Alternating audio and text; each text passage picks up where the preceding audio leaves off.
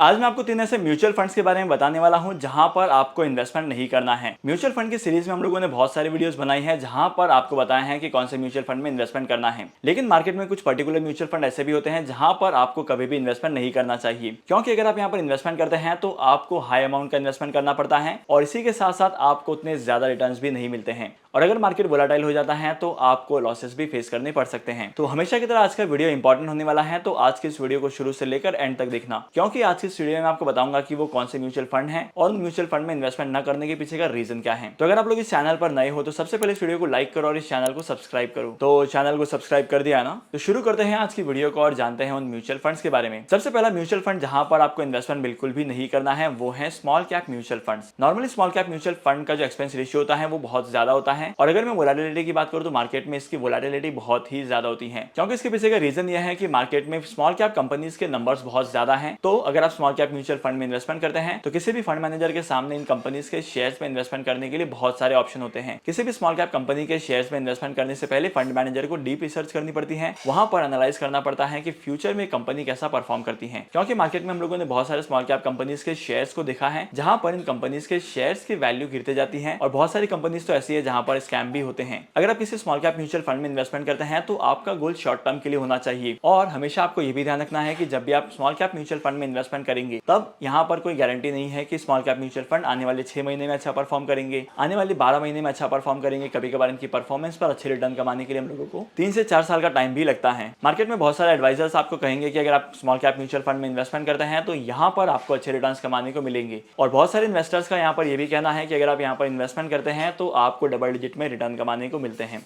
लेकिन small cap mutual fund में investment करने पर आपका रिस्क भी बहुत ज्यादा होता है, तो आपको स्मॉल कैप म्यूचुअल फंड्स को अवॉइड करना है। सेकंड म्यूचुअल फंड जहां पर आपको इन्वेस्टमेंट नहीं करना है वो है थीमेटिक म्यूचुअल फंड या सेक्टर स्पेसिफिक म्यूचुअल फंड। अब यहां पर क्या होता है कि एक पर्टिकुलर थीम के अकॉर्डिंग इन्वेस्टमेंट किया जाता है या पर्टिकुलर सेक्टर के अकॉर्डिंग इन्वेस्टमेंट किया जाता है। अगर आप लोग सेक्टर स्पेसिफिक शेयर यानी कि आईटी सेक्टर के म्यूचुअल फंड को देखेंगे तो वहां पर सिर्फ आईटी सेक्टर की कंपनीज में ही इन्वेस्टमेंट किया जाता है, लेकिन वहीं पर अगर आप फार्मा सेक्टर के म्यूचुअल फंड्स को देखेंगे तो वहां पर सिर्फ फार्मा सेक्टर में इन्वेस्टमेंट किया जाता है। सेक्टर स्पेसिफिक म्यूचुअल फंड में इन्वेस्टमेंट न करने के पीछे का रीजन यह है कि सेक्टर स्पेसिफिक म्यूचुअल फंड में अगर आप इन्वेस्टमेंट करते हैं तब यहां पर आपको डाइवर्सिफिकेशन का फायदा नहीं होता है। मतलब लेट्स से अगर आप लोगों ने आईटी सेक्टर के म्यूचुअल फंड में इन्वेस्टमेंट किया है तो वहां पर अगर मार्केट अच्छा परफॉर्म नहीं करता है और आईटी सेक्टर के शेयर्स की वैल्यू गिरने लगती है तो आपके टोटल इन्वेस्टमेंट के पोर्टफोलियो की वैल्यू भी गिरने लगती है, तो इसकी वजह से आपके बहुत ज्यादा नुकसान भी होते हैं। लेकिन वहीं पर अगर कोई सेक्टर स्पेसिफिकली ग्रो कर रहा है तो इस चीज का फायदा आपको सेक्टर स्पेसिफिक म्यूचुअल फंड में मिलेगा या थीमेटिक म्यूचुअल फंड में मिलेगा। Last but not the list, आपको इन्वेस्टमेंट नहीं करना है इंडेक्स म्यूचुअल फंड में। अगर आप स्टॉक मार्केट में म्यूचुअल फंड में इन्वेस्टमेंट करना चाहते हैं, एज अ बिगिनर अपनी इन्वेस्टमेंट की जर्नी की शुरुआत करते हैं, तो यहाँ पर आपके लिए इंडेक्स फंड में इन्वेस्टमेंट करना एक सेफ ऑप्शन होगा।